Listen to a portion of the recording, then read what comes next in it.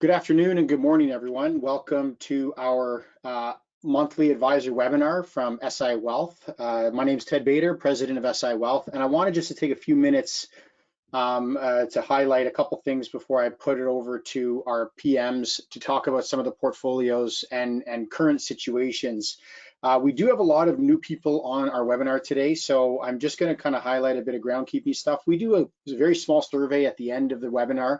Please stick around and just click on, it's like 3 questions, but it's really helpful in terms of providing the appropriate content to our audience. Anyone who is new, welcome, and just understand that we are at SI Wealth, we are a tactical asset manager that utilizes the technology of SI Charts, which is one of the largest investment tools for advisors in Canada. So if there's any more information you want to find out about it, please go to www.sicharts.com or feel free to reach out to anyone from SI Wealth, and we're more than happy to talk about any of the things you might learn in this webinar today. I just wanted to highlight, we're not doom and gloom here, but we are aware and cognizant of the uncertainties surrounding the global economic situation. We realize that we're, one invasion or rocket away from a very volatile market. Sanctions are affecting the global supply chain even more. The U.S. Fed raising rates yesterday and signaling they're going to continue to raise it. There's a lot of uncertainty going on in the market, and what we're trying to do here is help you manage that. So we ask a question on how are you currently managing it, and what we're going to talk about is how we are managing it and how that can be utilized for you as well. So we're trying to understand and be aware that really since March of 2020, the markets have been on a tear, and now we're seeing some slow growth and a lot of declining. So the question is, how are we positioning for that going forward? This is why I said we're a tactical manager, and tactical really matters now. And not only that, it's an automated tactical portfolio, and that's exactly what we're doing. And Kyle and Paul and Colin are going to talk a bit about that. But what we've been doing is taking a lot of risk off the table starting in last year and accelerating into this year. So we've been tactically making shifts that allow advisors to talk to their clients and explain that something is being done. We are managing these portfolios. We're not leaving it up to you, the advisor, to make that decision. We understand there's a lot of emotion involved. There's a lot of bias involved in terms of what's happening, and you're seeing this in the volatility. You're going to have very strong market days, and you're going to have very weak market days. And the problem is that doesn't give you any indication of what's going to happen next week, next month, or 6 months from now. So that's where the automation is. The SI chart system, as you know, taking in hundreds and millions of different relative strength calculations to determine where the strength is, really helps position our portfolios automatically. And currently, we're seeing that an incredible amount of our clients are starting to purchase our funds and our mandates in order to manage that risk. So we're following the SI system. Our clients are buying our funds because they want to automate that tactical component in their portfolio, and then they're managing their other positions accordingly. So I just wanted to highlight that a bit. If there's any questions about this, feel free to reach out to anyone from SIA. Most of the funds we manage with BMO are also seeing a lot of inflow, because this is exactly where tactical shines during these periods of market volatility. So I'll leave that with everyone now. If there's any questions, feel free to reach out. Don't forget to fill out the survey at the end of the webinar, and I'm going to pass it over to Kyle and Paul at this moment. Thanks. Thanks a lot, Ted, and thank you everybody for joining us here today. My name is Paul Vendrinsky. I'm one of the portfolio managers here at SI Wealth, and this is our March call. We do this monthly usually, and it's been a busy 4 weeks, I guess, since our last call. So I'm just going to jump right to it because there's a lot to cover today. As far as our agenda goes, first we're going to actually look back. We're going to go back in time a bit to look at something we presented back in October, because it's very relevant today, even more so than at the time. Then we're going to look at our true tactical approach in real time. As Ted mentioned, we're going to look at how and why many of our mandates right now have been able to cushion a lot of the ugliness we've been seeing in the markets. And then Kyle Wilson, our other portfolio manager, is going to give an update on a couple of funds that we sub-advise for BMO GAM, and give some specific speaking points on why an investor would want to own it, especially right now, and how it would fit inside their portfolio. And then Colin Szynski is going to go over some questions we fielded from you guys, some macroeconomic kind of things that have come in over the past month. There's me and Kyle there. Good background pic. So back in mid-October, we put on a presentation called Uncharted Waters. This is, of course, a very ominous pick, and we're not doom and gloom, guys, as Ted mentioned. And we weren't trying to scare anyone. We were just trying to drive home the message at that time to be prepared, really to be flexible and to be tactical. Ted had a quote from astronaut Chris Hadfield saying, "You must prepare for failure, really not success. You know, you hope for the best, you prepare for the worst." And at that time, actually for most of last year, the buzzword really was the word bubble. Debt bubble, housing bubble, Bitcoin bubble, stock market bubble. The media, we heard this from, but we'd also get calls, obviously, from clients and friends asking about this bubble and how it might explode, if it would explode. And if you've been in this industry long enough, we never really know that you're actually in a real bubble until long after the fact.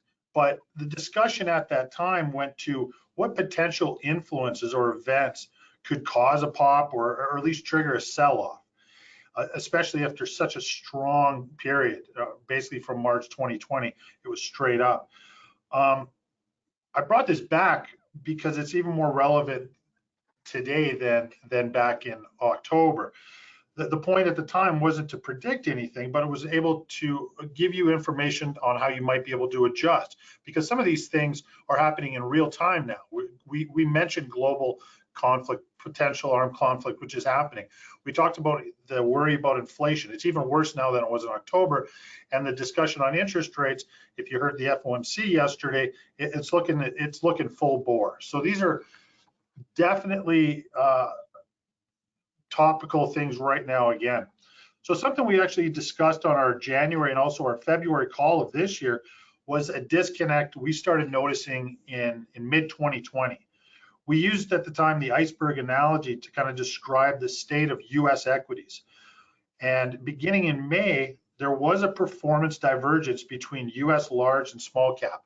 It's where the red circle is there.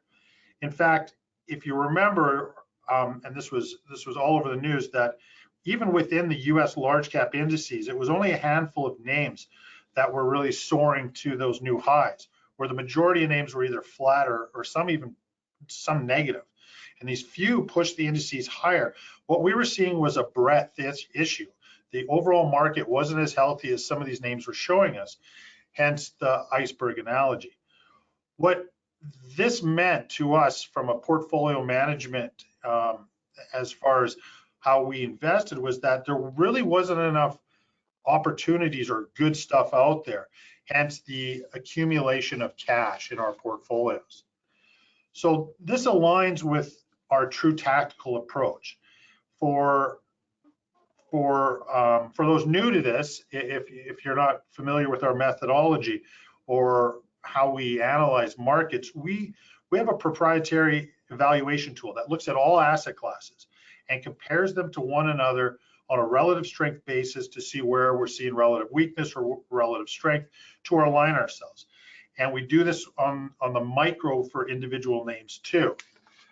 So within our portfolios, we have the ability to be fully invested in equities when equities rank above all other alternatives, such as prior to May of last year, or when we see some disconnects, like I was saying with that divergence, we might start accumulating cash, but we can go all the way to the right there, where if equity avoidance is in our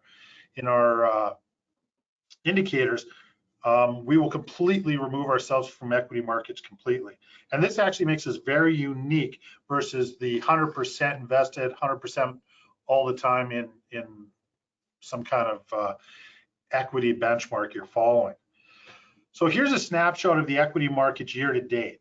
For the exception of the TSX Composite here in Canada, it's been a pretty dismal year, spurned by the inflation talk, interest rates, and of course what's going on in Ukraine. And I'm sure COVID's still in there in the calculations and the numbers somewhere.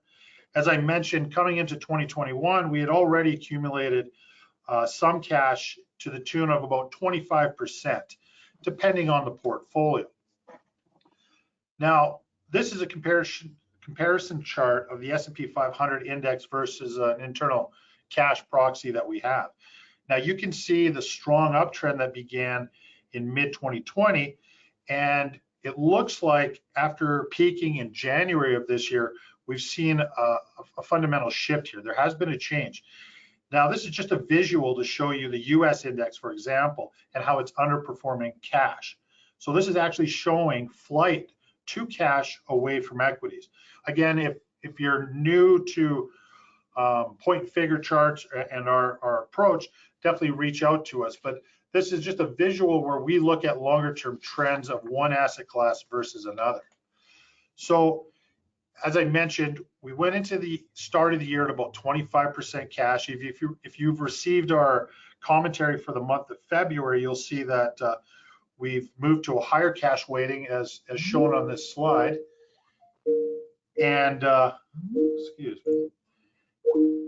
And for the various funds, 41% for the BMO Tactical Global Equity, 41% for the ZFC, 34% for ZFN.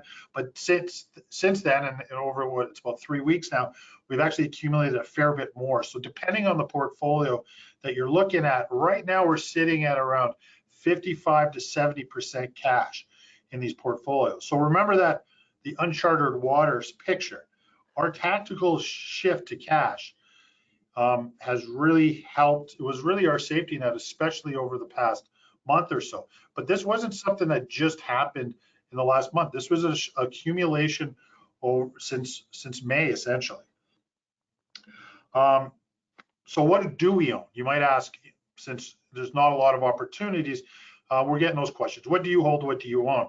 Probably not too surprisingly, we're on what we do own. We are weighted heavier to Canadian equities. The energy sector has something that we were accumulating prior to the end of last year, but it's been a big help over the last couple of weeks with energy prices. Not just energy, we have metals and mining and some related commodity prices. Commodity is a top-ranked asset class, so that's where we've been leaning. But we also do have some exposures to certain areas such as U.S. health and a few other things. Have a look at our commentary for the end of the month to see more details on that. But the highest weighting at this point, and could change at any time, to the good or bad, is that cash. We could generate more cash or start going back into the markets when we start seeing things look a little better. Now I'm going to pass it on to Kyle Wilson, our other portfolio manager, is going to go over a couple of the funds that we sub-advise for. Again, as I was saying, just to give you an idea of who would want these kind of things and how it would work within a portfolio. Thanks. To you, Kyle. Thanks a lot, Paul. It was a great intro to the situation right now and how our portfolios have been managing it. So I'm just going to jump into a couple of managed products by SIA Wealth. We continue to receive some questions on positioning of these funds based on their strong risk-adjusted metrics over the intermediate term. This month, we're going to look at two of these funds, the BMO Tactical Global Equity ETF Fund and the BMO SIA Focused North American Fund. So looking at the BMO Tactical Global Equity, we feel there's three compelling reasons to consider a position in your portfolio. When compared to Morningstar Global Equity category, there are kind of three of these relative benefits are: one, the fund currently sits in the lowest risk level over 3 years out of 5 levels, and over that period has still provided average returns relative to the category.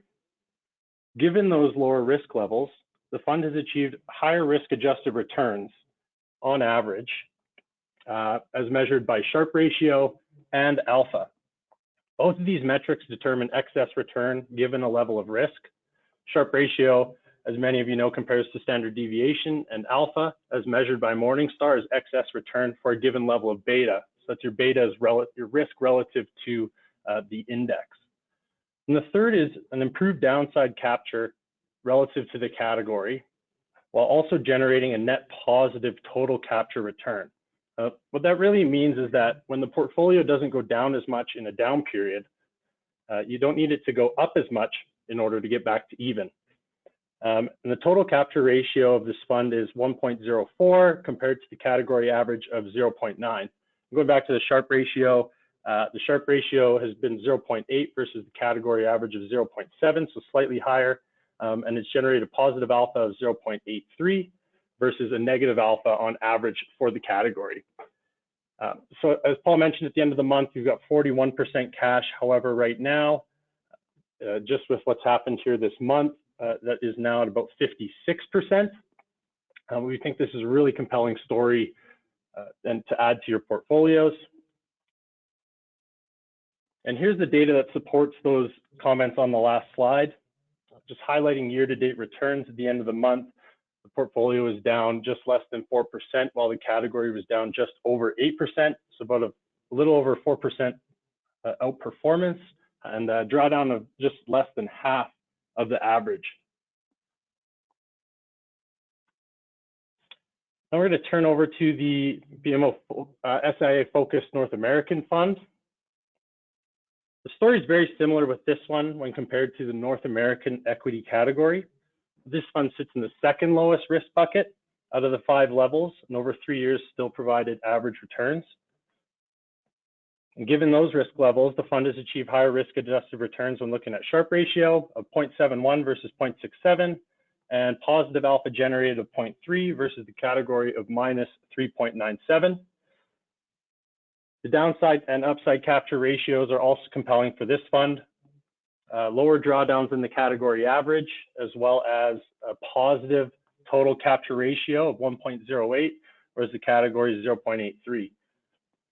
And at the end of the month, this portfolio was 34% in cash. However, now it's hovering around 54%. So we have done some sales so far this month. And once again, here's the supporting data. Year-to-date returns down 1.53% versus the category of minus 5.7, the index down even a little bit more than that. So there's another significant outperformance so far this year, protecting to the downside. Overall, we feel these portfolios can give you and your clients an additional peace of mind, automated tactical shifts, as mentioned by our true tactical approach.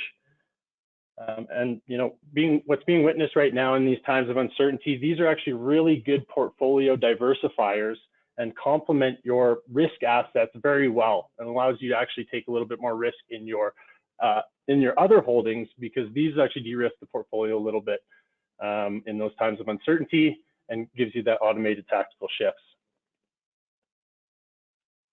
Now I'm going to flip it over to Colin for his market insight. Thank you very much, Kyle. And there were a few questions that we have received from advisors and the media over the last month or so that I wanted to highlight. Here we go. And so the first question we had was essentially, can we expect that the Fed's going to be able to ride to the rescue again? 2 years ago, when the pandemic started and stock markets crashed, central banks came in and flooded the system with massive amounts of coordinated stimulus, asset purchases, and low interest rates and so on. And basically, a lot of this money followed the path of least resistance into the stock market and turned equities around and eventually helped to turn the economy around again. Now, more recently, we've seen political, economic, and financial risks back up on the rise. However, and so the question that a lot of people have been asking, particularly in the media, do we think central banks are willing and or able to step up to the plate again?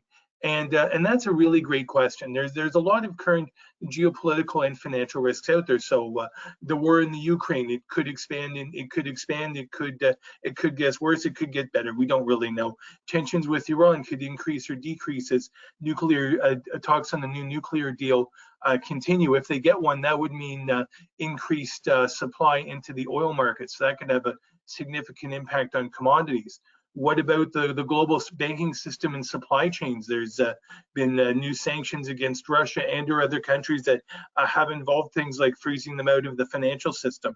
There's been a new COVID outbreak and related lockdowns in China. So risks are, there's always risks out there. Risks have have continued more recently. Now, one thing that's happened this time around is 2 years ago, central banks had raised interest rates and they had room to start to cut interest rates or start to bring in stimulus. Right now, we're kind of at the end of a stimulus cycle, and in fact, central banks are starting to tighten. And we had talked about this slide a number of times over the last few months of the three camps of central banks. The ones who are confirmed hawkish that are already raising interest rates include the Fed, who raised rates yesterday, the Bank of Canada, who raised rates last week, the Bank of England, who raised rates today, and the Reserve Bank of New Zealand, who raised rates 3 weeks ago. Last week, we also had a tapering move, accelerating tapering from the European Central Bank. So in the last few weeks since the Ukraine war started, all the central banks have come out and said, we recognize that this is a potential disruption to the global economy, and turned around and raised interest rates or tightened anyways. So that's important. We're at the beginning right now of a tightening cycle, and so it's a little bit more challenging to think that the central banks are going to suddenly turn around and start flooding the system with stimulus again. If anything, they're talking about draining it away. The Fed yesterday talked about starting to run down their balance sheet. The Bank of Canada talked about that last week. The Fed, in their projections, hinted a number of potential rate hikes as well. And just looking at how this has evolved over the last year, in June, the Fed dot plot, or in even September, most of the Fed members were thinking 0 rate hikes this year to 2. In December, that kind of inched up to 1 to 4 rate hikes, which would have been, say, a quarterly increase. Now in March, the dot plot and the Fed funds forecast now is suggesting 6 to 8 rate hikes for this year. That includes yesterday's rate hike, plus there's 6 Fed meetings left, and there was a number of Fed members that actually were calling for even more. The one Fed dissenter actually called for a half-point increase instead of a quarter-point increase, and the Fed remains well behind the curve on inflation. So based on that, they remain under pressure to tighten, if anything. This is a chart of 100 years of U.S. consumer prices on an annual basis, and here we can see that there had been a long downtrend of better part of 40 years for U.S. inflation that now has suddenly turned back up, and it's popped back up above 5%. This here is a monthly inflation chart that we got from a CNN and U.S. Bureau of Labor Statistics article that shows it on a monthly basis how much we've actually popped to where inflation has popped to the point that it's at its highest levels since 1982, and that's 7.9% for consumer price inflation. Producer prices announced earlier this week hit 10% over a year ago. So inflation pressures are continuing to build. Also highlighting the forecasts here from the Fed, and most interesting here, this includes the ones that came out yesterday. They downgraded their GDP forecast for 2022, and they increased their inflation forecast. So, and we've heard talk about stagflation, low economic growth and high inflation. There it is right there built into the current Fed forecast. They really spiked up not only their Fed funds forecast for 2022, but also for 2023. The other thing that became clear from yesterday's Fed statement was they're also talking about rate hikes continuing into 2023. This is not over by any stretch. It's just getting started. And here, U.S. GDP in 21, just highlighting here over the number of quarters that we did have some ups and downs in GDP, but the most important thing was high and rising inflation. There is still a lot of inflation pressures out there. And so then that leads into our next question, which is, how does rising or falling inflation impact investment returns? And is it the same impact across asset classes, or does it change over time? So I've used this slide quite a bit. I think it's an important one, and it shows 100 years of returns for the Dow Jones Industrial Average relative to inflation. And this was 1921 to 2020. And what this shows, going from the left-hand side to the right-hand side, the left-hand side is low inflation, high stock market returns. The right-hand side is high inflation and negative stock market returns. And the inflection point from where it went from positive to negative was a CPI of around 5%. As I showed, the CPI for the US right now is running about 7 or 8%, just to note that. And this was an interesting article, chart I found in a MarketWatch article. And this was, we asked the question, there's talk about stagflation, and the last time stagflation was a huge issue, and inflation and wage and price controls and all these other things that seem to be suddenly roaring back was the 1970s, so 50 years ago. And so this showed over the decade of 1971 to 81, what were total returns after inflation. Well, energy stocks did well, REITs, real estate did well, hard assets, right? They don't show it here, but presumably things like gold, the gold price took off at the time, and other commodities as well. So real hard assets. On the other hand, you had negative returns for small negative returns for T-bills and utilities, which are the more defensive kind of asset classes. And then as you moved out into higher risk, the stock market, the corporate bonds, and long-term treasuries had more significant declines during this time of higher inflation and a time of rising interest rates. And I wanted to pop up a little bit here about inflation also has a big impact on business and many other ways, and it can be the virtuous cycle of falling inflation and so on can become the vicious circle of rising inflation and disruption to businesses. So here's some examples of recent newspaper articles from various points in the media. The war in Ukraine affects food prices. The Ukraine is a huge producer of grains. And Russia produces a lot of metals and energy, and Ukraine is a food production country. High gasoline prices. Now, I'll admit, I did this slide a few days ago. Clearly, things have changed a little bit, but then again, oil and gasoline are back up again today. Talking about wages and prices, Starbucks workers union drive. Workers are starting to demand to be paid more to keep up with rising inflation. China's tech hub in Shenzhen locking down because of COVID and impacting the technology sector. And Frito-Lay and Loblaws is a huge battle right now over who controls the price of goods, the retailer or the producer.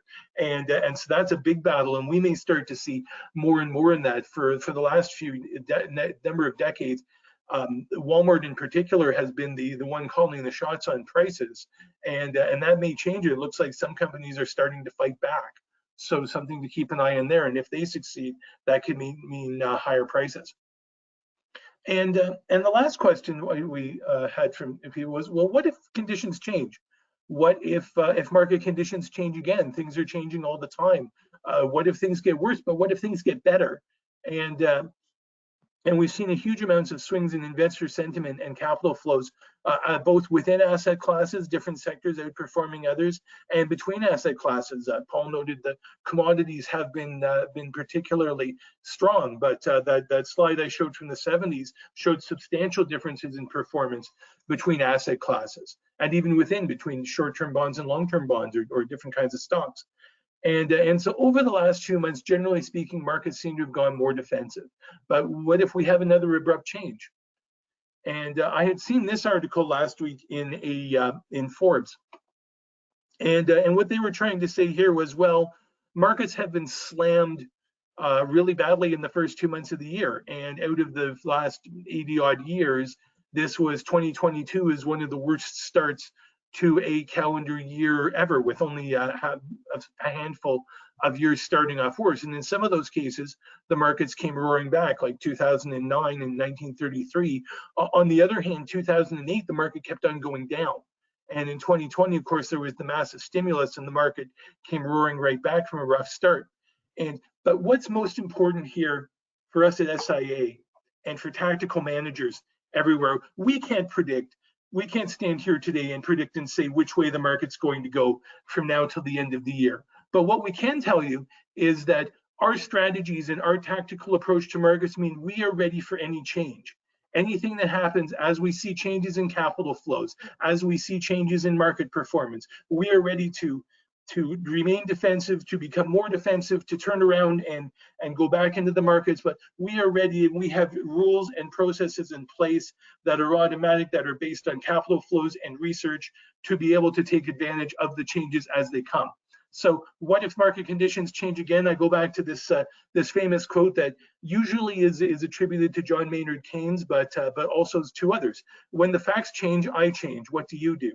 And so we are not tied to a specific forecast or anything like that. We react and we watch how the markets evolve and how capital flows have evolved, and we manage money according to that, where we are opportunistic when there is the opportunity to do so. We are defensive where the opportunity is to do so. And if things change, we're prepared to change as well.